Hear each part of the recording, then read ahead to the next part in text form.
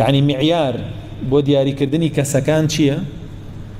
شارەزاییە لە میهنەکەی خۆی و بەرگەکردنی میهنەکەی خۆیەتی، نەک وەجاهەت و با بڵێن خاتر و ئەو بابەتانە.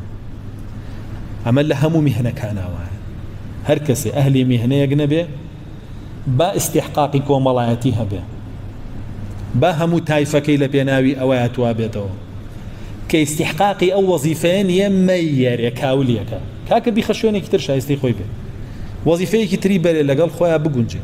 بەمە ناڵێن وەزیفەی مێرێ باشە ئەمە ماندووە قوربانی داوەشتی کردووە، بەڵام تۆ مەیخە جێگەیەک کە قوڕەکە بەسەری خەڵکا لەویایە و شایستەی نیە و شارەزای نیە.